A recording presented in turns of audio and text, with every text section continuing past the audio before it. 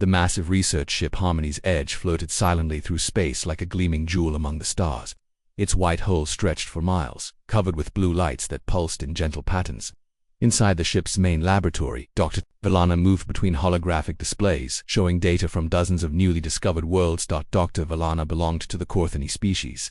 She stood 8 feet tall with silver skin that shimmered when she moved. Her large dark eyes could see colors that humans had no names for. She had spent her entire life studying new species for the Galactic Council, and she was very good at her job. Another peaceful species, she said to her assistant, Dr. Yanis, as she looked at the latest reports. The humans of Earth show all the signs of a gentle farming civilization. They grow food, build simple homes, and care for small animals. Dr. Yanis nodded his large head. He was from the Nexari race, with blue skin and forearms that moved like water when he worked. The scans show they have no weapons of mass destruction, no signs of large armies, no space military. They seem perfect for joining our peaceful alliance. Dr. Valana smiled, showing teeth like small pearls. Finally, a species that understands harmony. Not like those terrible stories we hear from the Outer Rim about violent races that fight each other. The door to the laboratory opened with a soft sound. Captain Thorne walked in, his heavy footsteps echoing on the metal floor. He was from the Vorthok species, standing 12 feet tall with thick gray skin like stone. His people had once been warriors, but that was thousands of years ago, before they learned to settle arguments with ritual dances instead of fighting. The human delegation has arrived, Captain Thorne announced. His voice was deep and rumbled, like distant thunder. They brought 3 representatives as we requested. Dr. Valana turned from her work. Excellent. I look forward to meeting these peaceful beings. What are their roles? Captain Thorne looked at a small device in his hand. Ambassador Patricia Wells will handle diplomatic matters. Trade negotiator Marcus Reed will discuss economic cooperation. And he paused, looking confused. They also brought someone called Staff Sergeant Jake Morrison. His title is Security Liaison. Dr. Yanis tilted his head, which was how his people showed confusion. Security? Why would a peaceful species need security? Perhaps it is a ceremonial position, Dr. Valana suggested. Many species have traditional roles that no longer serve their original purpose, like how the Quilliths still have war chiefs even though they have been peaceful for 10,000 years. Captain Thorne nodded slowly. That must be it. The humans probably kept old titles from their primitive past. Come, let us go to the docking bay to welcome them properly. The 3 aliens walked through the ship's long corridors. The walls were covered with art from hundreds of different worlds, all showing scenes of peace and cooperation. Gentle music played softly from hidden speakers. Everything on the ship was designed to create calm and harmony. When they reached the docking bay, they found other members of the crew already waiting.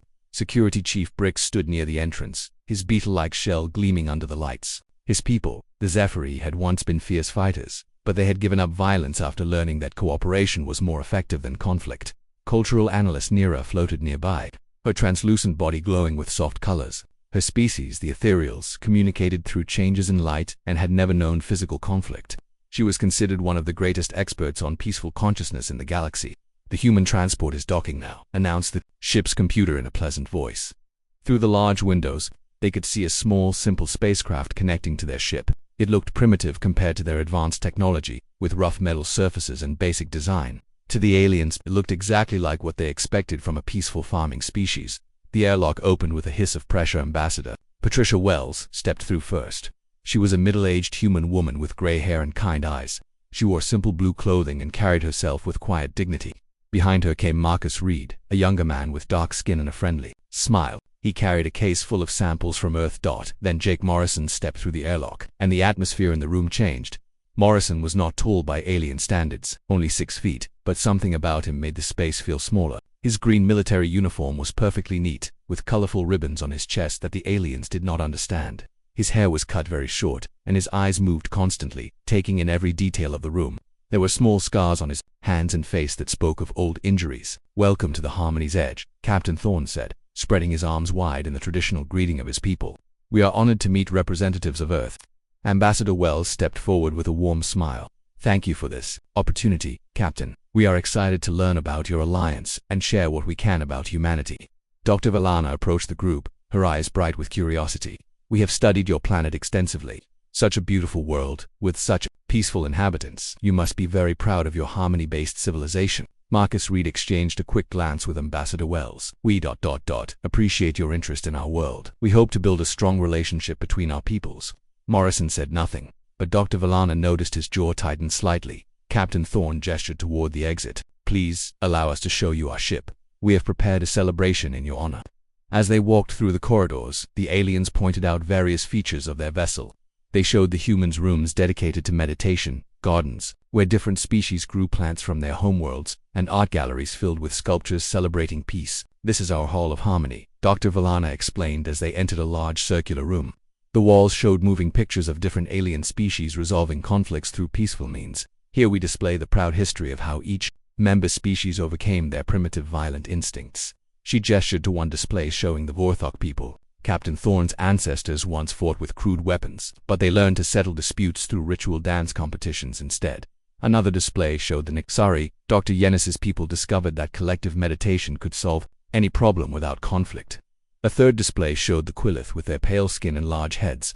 They eliminated violence entirely by changing their own biology. They removed the parts of their brains that caused aggression. Ambassador Wells watched the displays with a careful expression. Fascinating approaches to conflict resolution. Dr. Valana beamed with pride. Each species found their own path to peace. Violence is always a choice, and every intelligent species eventually chooses harmony over conflict. She looked directly at Morrison. I am sure your people understand this truth. Morrison's expression grew darker, but he remained silent. Nira floated closer, her body pulsing with curious colors. Our scans of Earth show no evidence of large-scale warfare, only minor territorial disputes, which is normal for developing civilizations. You should be proud that humanity has avoided the trap of serious violence. Captain Thorne nodded approvingly. This is why we believe humans will fit perfectly into our alliance.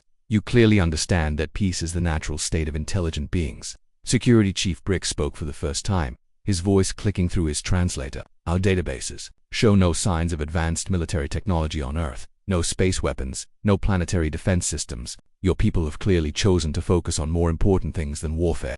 Dr. Valana laughed, a sound like silver bells. It is refreshing to meet a species that has not wasted resources on instruments of destruction. So many young civilizations make that mistake before they mature. Morrison finally spoke, his voice quiet but carrying clearly through the room. You really think we're tame? The aliens stopped talking and looked at him with confusion. Ambassador Wells shot him a warning look, but Morrison continued. Dr. Valana tilted her head in the manner of her people. Tame, that is an interesting word choice. We prefer to say evolved beyond primitive aggression. Our scans clearly show that humans lack the biological markers for true predatory behavior. Morrison's mouth curved into a smile that did not reach his eyes. It was not a pleasant expression. Ma'am, he said slowly, you might want to sit down for this conversation. The ship's main conference room was the largest space on the Harmony's edge. Its walls were made of clear crystal that showed the stars moving slowly outside. In the center stood a holographic projector that could display anything from across the galaxy. The room was designed to make beings feel peaceful and safe. Jake Morrison stood in front of the projector while the alien delegation sat in chairs designed for their different body types. Dr. Valana perched on a tall seat that accommodated her long legs. Captain Thorne sat on a reinforced platform that could hold his massive weight. Security Chief Bricks remained standing, his armored shell clicking softly as he shifted his weight. Cultural Analyst Nira floated above her designated space, her translucent body glowing with colors that showed curiosity and concern. Dr. Yanis had positioned himself where all four of his arms could easily reach his recording devices. Ambassador Wells and Marcus Reed sat to one side, their faces showing worry about what Morrison might say. They had tried to convince him to let them handle this discussion, but Morrison had insisted that the aliens needed to hear the truth. Before we begin, Morrison said, his voice calm and steady, I want you to understand something. Everything I'm about to show you is real. It all happened. It's all documented. Dr. Valana leaned forward eagerly. We are ready to learn about human history. Sergeant Morrison, please, tell us about your people's journey to peace. Morrison touched a control, and the holographic display came to life.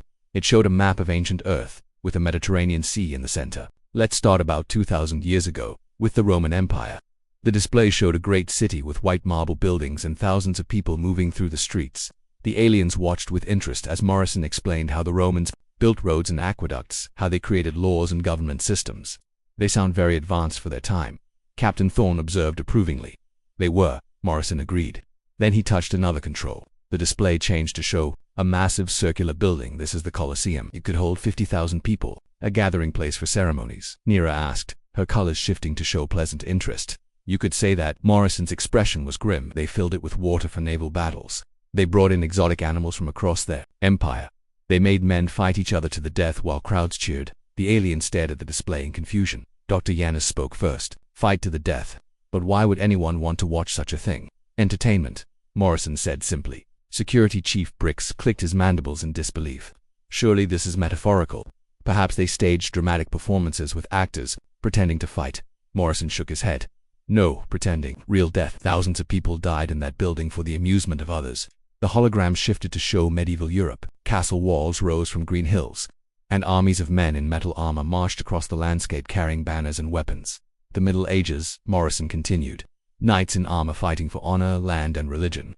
Dr. Villana relaxed slightly. This sounds more familiar. Ritual combat between champions to settle disputes. My own ancestors had similar traditions. Not exactly. Morrison manipulated the display to show a battlefield. Thousands of men faced each other across a muddy field. The Battle of Agincourt. French knights charged English archers. The English had a new weapon called the longbow. The display showed arrows flying through the air like deadly rain.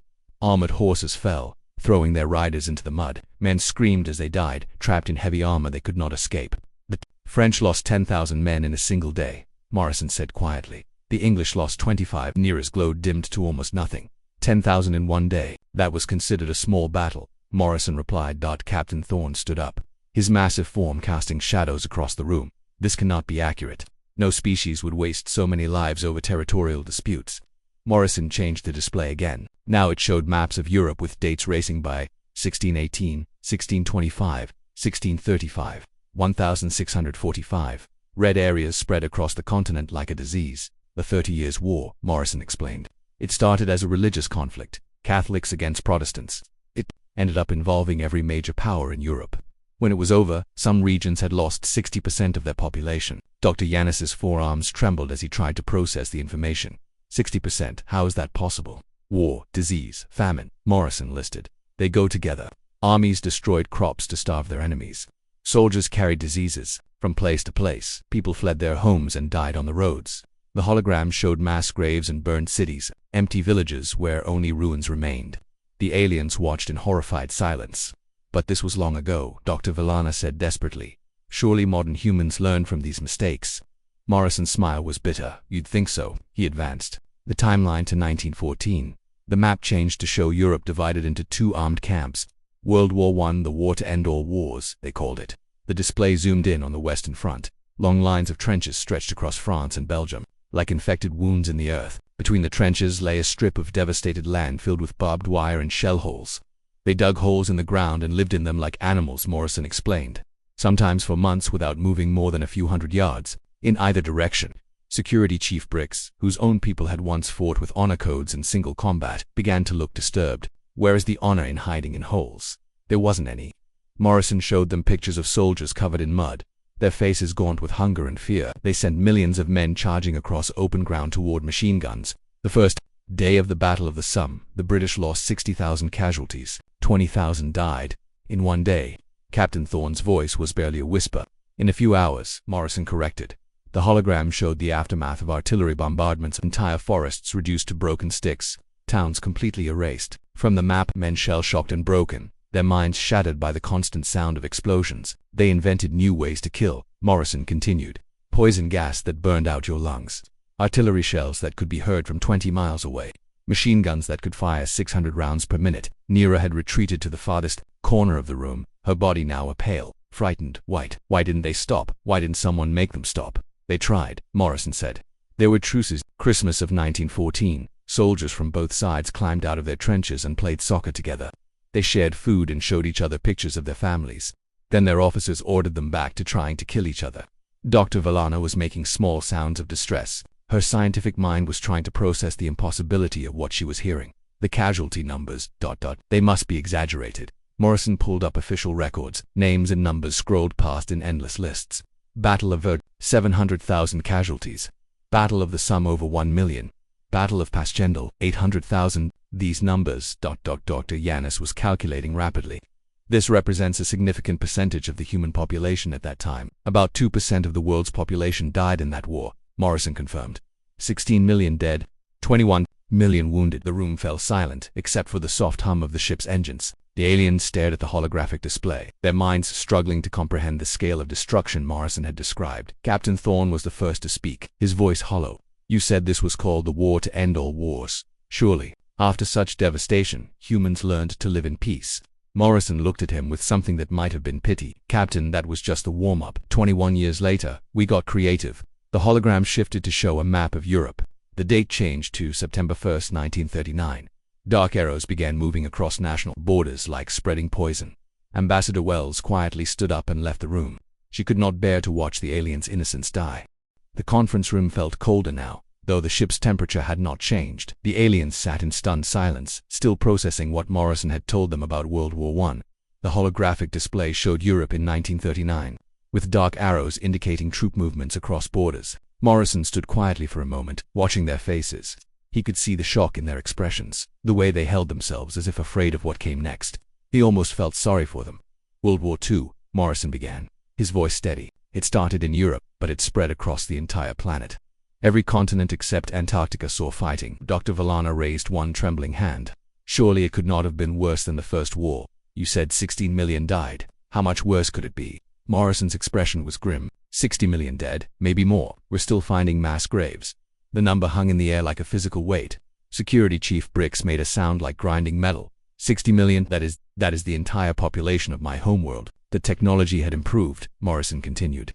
He manipulated the hologram to show radar dishes and radio equipment. We could see enemies coming from farther away. We could coordinate attacks across thousands of miles. We could communicate instantly across oceans. The display showed massive aircraft carriers floating on dark seas. Hundreds of planes rose from their decks like deadly birds. These ships could launch air attacks anywhere in the world. Each plane could carry enough bombs to destroy a city block. Captain Thorne leaned forward, his stone-like face showing confusion. But surely military targets only. Soldiers fighting soldiers. Morrison shook his head. We learned to attack the enemy's ability to make war. Factories, bridges, railways, and the people who worked in them. The hologram showed the London Blitz. German bombers filled the night sky above a great city, dropping fire and explosives on buildings below. People ran through streets lit by burning buildings, carrying children and whatever possessions they could save. For 76 consecutive nights, German planes bombed London, Morrison explained. They targeted civilians deliberately. The idea was to break the people's will to fight. Nera's translucent form had turned almost transparent with shock. They attacked non-combatants deliberately. It was called strategic bombing. The theory was that if you made life horrible enough for ordinary people, they would force their government to surrender. The display shifted to show other cities: Rotterdam, Warsaw, Coventry. Each one showed the same pattern of destruction. Buildings reduced to rubble, streets filled with debris, people searching desperately through ruins for survivors. Dr. Yanis was calculating again, his forearms moving frantically over his recording devices. The resources required for such sustained bombing campaigns. The industrial capacity. How did your species maintain such destruction for years? We got very good at making weapons, Morrison replied. Entire nations converted their economies to war production. Factories that made cars started making tanks. Companies that built radios started making guidance systems for bombs. The hologram showed the inside of vast factories. Thousands of workers, many of them women, assembled artillery shells and aircraft engines with mechanical precision. The aliens watched in fascination and horror as Morrison explained how humans had turned manufacturing into an art of destruction. But this is still conventional warfare, Dr. Valana said desperately. Armies fighting armies, even if civilians were harmed. Surely there were limits. Morrison's expression grew darker. There were no limits. He touched the controls, and the display changed to show a map of Eastern Europe. The Soviet Union lost 27 million people. Most of them were not soldiers. The hologram zoomed in on the city of Leningrad. It showed people thin as skeletons, eating bread made from sawdust and glue. Bodies lay in the streets because there was no strength left to bury them.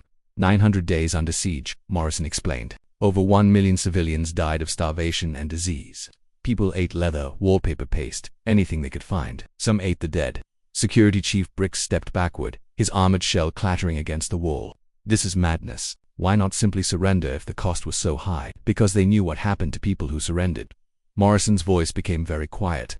The German army had special units that followed behind the fighting troops. Their job was not to fight battles. Their job was to eliminate entire populations.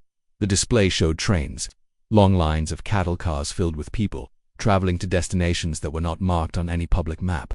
The aliens watched in growing horror as Morrison explained the systematic nature of what came next. They built factories, Morrison said simply. But these factories did not make weapons or supplies. They made death.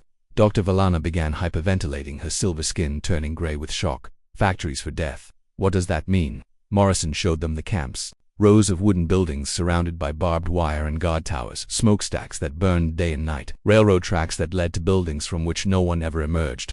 6 million people of Jewish ancestry, 3 million Soviet prisoners of war, 2 million Polish civilians, 500,000 Roma, 200,000 disabled individuals, thousands of others that the state decided were undesirable. The hologram showed the organizational charts, bureaucrats with desks and filing cabinets, managing the logistics of genocide with the same efficiency they might use to organize any other industrial process. Train schedules, supply requisitions, personnel assignments. They turned murder into paperwork, Morrison explained. People sat in offices and calculated the most efficient ways to kill the largest number of human beings. They held meetings about it. They wrote reports. Nira had retreated so far into the corner that she was barely visible, her form flickering like a dying light. This cannot be real.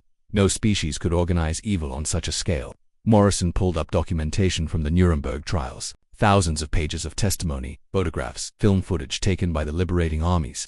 Men in business suits explaining calmly how they had organized the deaths of millions as if they were discussing shipping schedules. They kept records, Morrison said. They documented everything. They were proud of their efficiency. Captain Thorne was shaking now, his massive form trembling like a mountain before an earthquake. Make it stop. I do not want to see any more. But Morrison was not finished. The hologram changed again, showing a single aircraft flying high above a city in Japan. The date was August 6, 1945. Atomic weapons, Morrison said quietly. We learned to split atoms and turn matter into pure energy. The display showed Hiroshima before the bomb, a city of 300,000 people going about their morning routines. Then it showed a single bright flash, and everything changed. Where the city had been, there was now a mushroom-shaped cloud rising into the sky. Below it, a circle of total destruction stretched for miles. Buildings had been reduced to shadows burned into the ground. People had been vaporized instantly, leaving only their outlines on walls and pavement. 70,000 people died instantly, Morrison continued. Another 70,000 died later from radiation sickness and burns. 3 days later, we dropped another bomb on Nagasaki. Dr. Yanis had stopped recording. His devices lay forgotten as he stared at the display in complete shock. You weaponized the fundamental forces of the universe. We built thousands of them, Morrison confirmed, enough to destroy every city on Earth several times over. We called it mutually assured destruction. The idea was that if anyone used nuclear weapons, everyone would die. Security Chief Brix's voice was barely a whisper. Why would you create weapons that could destroy your own world? Morrison looked at him with something that might have been sympathy. Because we could. Because we were afraid someone else would do it first. Because once we started, we couldn't figure out how to stop. The room fell into complete silence. The aliens sat or stood or floated in their positions, their minds overwhelmed by the scale of destruction Morrison had described. The holographic display still showed the mushroom cloud over Nagasaki, frozen in time like a monument to human capability. Finally, Dr. Valana spoke, her voice barely audible. After such horror, surely your species learned. Surely you realized you had gone too far.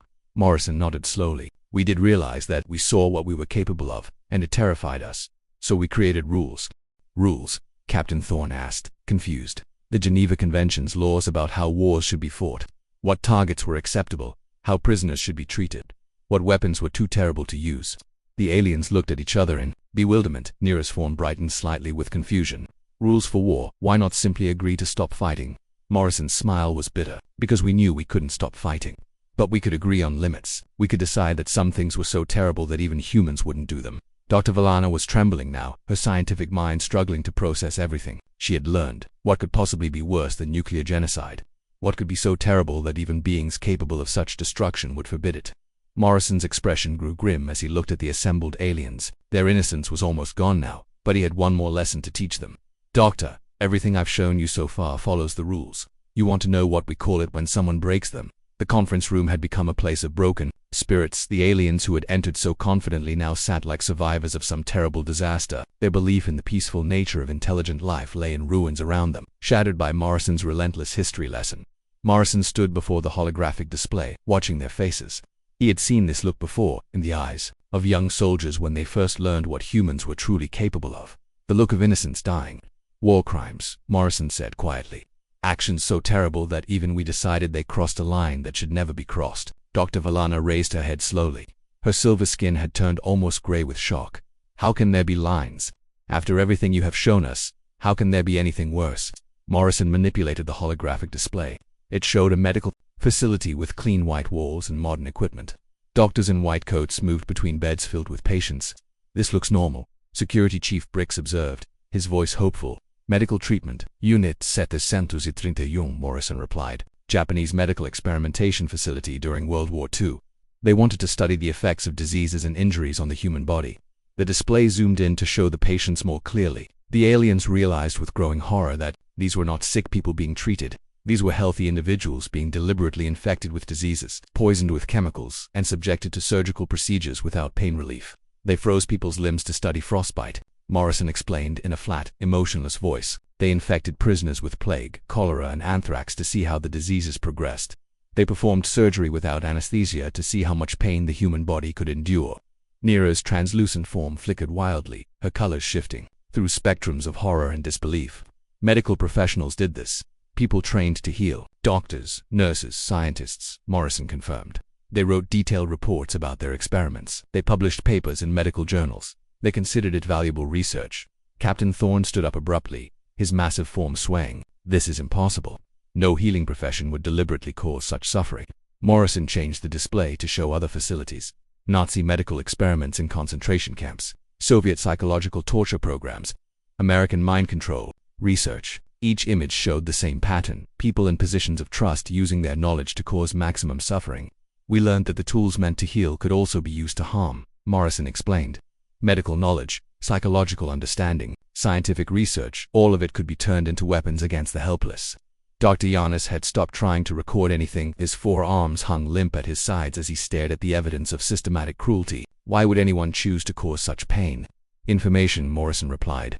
They told themselves they were learning important things, that the knowledge gained would help their own people, that the ends justified the means. The display shifted to show a city in China during World War II. The date showed December 1937. What followed was footage so terrible that several of the aliens looked away. The rape of Nanking, Morrison said simply. When the Japanese army captured the Chinese capital, they spent 6 weeks doing things that had no military purpose, no strategic value, no benefit to their war effort. The hologram showed soldiers bayoneting civilians for sport, burying people alive, forcing families to commit unspeakable acts against each other for entertainment. The systematic nature of the cruelty was what made it most horrifying. It was not the result of battle fury or temporary madness, but deliberate, organized sadism. 300,000 civilians, Morrison continued, murdered not because they were enemies but because they were there. Because the soldiers could do it and no one would stop them. Dr. Valana was making small whimpering sounds. Her scientific mind kept trying to find logical explanations for what she was seeing, but there were none. There must have been a reason, some military advantage, some strategic purpose. There was no reason, Morrison said flatly. That's what made it a war crime. It served no military purpose. It was cruelty for its own sake. The display changed again, showing more recent conflicts. Child soldiers in Africa, forced to kill their own families to prove their loyalty. Systematic rape used as a weapon of war in the Balkans. Torture chambers in South America where people disappeared forever. Every human culture has been capable of these acts, Morrison explained. Every continent, every era, every level of civilization, the technology changes, but the capacity for cruelty remains constant. Security Chief Bricks was backing toward the door, his armored shell scraping against the walls. How do you live with this knowledge? How does your species function knowing what you are capable of? Morrison looked at him with tired eyes. Because we also know what we're capable of stopping. Every one of these atrocities was ended by other humans who decided it had to stop. The hologram showed liberation footage, Allied soldiers discovering concentration camps and weeping at what they found, peacekeepers stopping genocide in Rwanda, doctors treating torture victims, lawyers prosecuting war criminals. For every human who commits these acts, there are others who risk their lives to stop them, Morrison continued. The same species that created the gas chambers also created the courts that prosecuted the people who built them. Captain Thorne slumped back into his chair, his massive head in his hands. I do not understand. How can the same species be capable of such evil and such good? Because we choose, Morrison replied. Every day, every human makes choices about what kind of person they want to be. Most choose to be decent. Some choose to be heroes. A few choose to be monsters. Nira had retreated so far into the corner that she was barely visible. How many people know about these things? Surely this knowledge is hidden from your general population. Morrison shook his head. We teach it in schools. We build museums to remember it. We make movies about it. We make movies about it. We study it in universities. Every human child learns about the Holocaust, about slavery, about genocide. Why? Dr. Yanis asked desperately.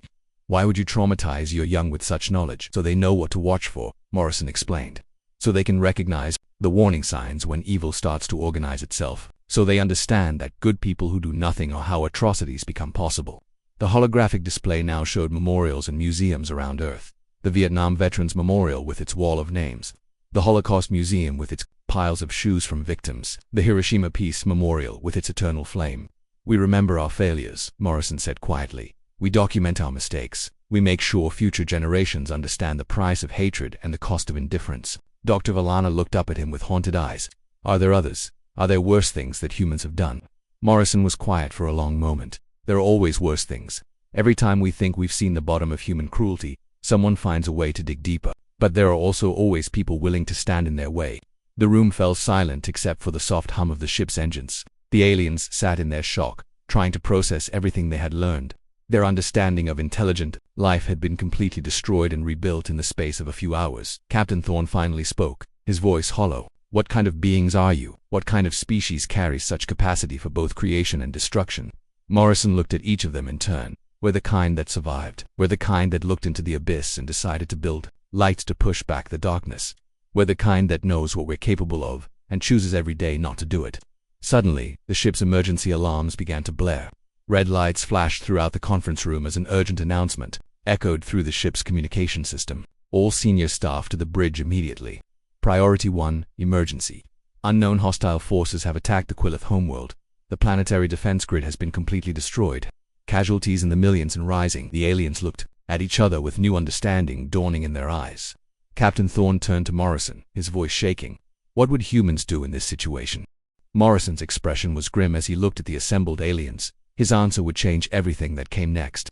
Depends. Are we following the rules, or are we taking the gloves off? The bridge of the Harmony's edge was in chaos. Alien officers moved frantically between control stations, their voices mixing into a symphony of panic and disbelief. Emergency lights cast red shadows across the crystalline walls, and the main view screen showed horrifying images from the Quillith homeworld. Morrison stood beside the alien delegation, watching the destruction unfold. The peaceful planet that, what had eliminated violence from its people, was now a burning wasteland. Cities that had stood for thousands of years were reduced to smoking ruins. The Quillith, with their modified brains that could not comprehend aggression, were being slaughtered, without understanding why. Incoming transmission from the Quillith emergency government, announced the communications officer, a nervous Nixari whose blue skin had turned pale with stress. The view screen changed to show a Quillith survivor hiding in the ruins of what had once been their capital city. His large head was covered in dust and blood, his normally pale skin now gray with shock. Behind him, fires burned in the distance. Galactic Council, the Quillith pleaded, his voice breaking. We need immediate help. Their attackers. They are not like us. They do not respond to peaceful contact. They kill everyone they find. Men, women, children. They make no distinction. Captain Thorne stepped forward, his massive form casting shadows across the bridge. Who are these attackers? What do they want? They call themselves the Ravagers, the Quillith replied. They arrived 3 days ago with a massive fleet. We tried to communicate, to offer them resources, territory, anything they wanted. They responded by bombing our cities. The transmission showed brief footage of the Ravager ships, dark, angular vessels that looked like they had been designed for one purpose: destruction. They moved through space like predators, hunting for any sign of life to eliminate. They use our civilians as shields. The Quillith continued, his voice filled with despair. They force captured families to march in front of their troops. When we try to defend ourselves, we end up killing our own people. Dr. Valana stepped closer to the screen, her scientific mind trying to understand. What are their demands? What do they hope to achieve? The Quillith looked confused. Demands? They make no demands. They do not seem to want our resources or our territory. They just destroy. They kill because they can, because they enjoy it. Morrison felt a cold recognition in his chest. He had seen this before, in human history. Enemies who fought not for land or resources or ideology, but for the simple pleasure of causing pain. Security Chief Brix was examining the tactical displays. Their weapons are crude but effective. They have no advanced technology, no sophisticated strategies. They simply overwhelm through numbers and brutality. How many ships? Captain Thorne asked. Thousands, the Quillith replied. Maybe tens of thousands. They reproduce quickly and seem to have no fear of death. When one of their ships is destroyed, they celebrate before continuing their attack. The transmission ended, leaving the bridge. In stunned silence, the assembled aliens looked at each other with the helpless expression of beings who had never encountered true evil. Dr. Yana spoke first, his forearms gesturing frantically. We must mobilize the Council fleet immediately. Surely our advanced technology can stop these primitives. With what? Captain Thorne asked grimly. Our ships are designed for exploration and diplomacy. Our weapons are defensive only. We have not fought an aggressive war in over 10,000 years. Morrison stepped forward, his quiet voice cutting through the panic. Because you never had to. You've been lucky. You've lived in a bubble of civilized species who all decided to play by the same rules. Ambassador Wells, who had returned to the bridge during the emergency, looked at Morrison with concern. Jake, be careful what you say here. But Morrison continued, his eyes fixed on the alien officers. The Ravagers don't care about your rules. They don't want to negotiate or compromise. They want to break things and hurt people because that's what gives their lives meaning. Nira floated closer, her translucent form pulsing with desperate colors. There must be a way to reach them. Every species has the capacity for peace. We just need to find the right approach. Morrison's laugh was bitter. Ma'am, with respect, you don't negotiate with cancer.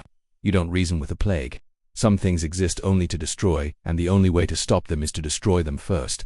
Captain Thorne turned to face Morrison directly. Are you suggesting we abandon our principles or we become like them? I'm suggesting you have a choice to make, Morrison replied. You can stick to your principles and watch every peaceful species in the galaxy get wiped out, or you can ask for help from the one species that knows how to fight monsters. The bridge fell silent. Through the viewscreen they could see more reports coming in. The Ravagers had not stopped with the Quillith homeworld. Their fleets were spreading out, attacking other peaceful worlds. Species that had never known war were being exterminated with methodical efficiency. Dr. Valana looked at Morrison with haunted eyes. If we asked for human help, what would you do? Morrison was quiet for a long moment. We'd do what needs to be done. We'd study the enemy, learn their weaknesses, and exploit them. We'd use every trick we've learned in 10,000 years of warfare. Would you follow the Geneva Conventions? Security Chief Bricks asked hopefully. Morrison's expression was grim. Against an enemy that uses civilians as human shields, that kills for pleasure, that doesn't take prisoners or show mercy. He shook his head. The Geneva Conventions work when both sides agree to follow them. They're useless against an enemy that recognizes no rules. Ambassador Wells stepped forward, her diplomatic training taking over. What Sergeant Morrison is trying to say is that humanity has experience with this type of conflict. We understand how to fight enemies who show no restraint. Captain Thorne looked around the bridge at his panicking crew, then back at the images of destruction on the viewscreen. What would you need from us? Complete authority to conduct military operations as we see fit. Morrison replied immediately. No interference, no second guessing, no restrictions on tactics or weapons. You either trust us to do the job, or you don't. Dr. Yanis was calculating again, his scientific mind working through the implications. The moral cost, asking one species to commit acts of violence on behalf of others. The moral cost of not acting is higher, Morrison interrupted. Every minute you spend debating philosophy, more innocents die. The Ravagers don't care about your ethics. They're counting on your reluctance to fight back. The bridge communications system crackled to life again. This time it was a distress call from the Nexari homeworld. The same pattern was repeating. Sudden attack, overwhelming force, systematic destruction of anything that lived. Captain Thorne closed his eyes, the weight of command crushing down on his massive shoulders. When he opened them again, his decision was clear. I formally request military assistance from the human government, he said, his voice carrying across the bridge. We accept your conditions. Morrison nodded grimly. I'll need to contact Earth immediately. They'll want to know what we're up against. As Morrison moved to the communications station, Ambassador Wells approached Captain Thorne. Captain, I want you to understand what you're asking for. Humans at war are different from humans at peace. We become what we need to become to survive. Will you be able to stop after the Ravagers are defeated? Captain Thorne asked quietly. Morrison paused at the communication controls, overhearing the question. His answer would haunt the aliens for years to come. Captain, the day we stop asking ourselves that question is the day we become the monsters we're fighting. But right now, you need monsters on your side. The first human warships arrived within hours. Their names were painted on hulls designed for battle, righteous fury, necessary evil, grim determination. As they took formation around the alien fleet, the galaxy prepared to learn what happened when humanity took the gloves off. Morrison stood on the bridge beside Captain Thorne, watching the human fleet deploy with predatory precision. The aliens around them were silent, understanding finally that they had awakened something ancient and terrible and utterly necessary. The war against the Ravagers was about to begin, and humanity was coming.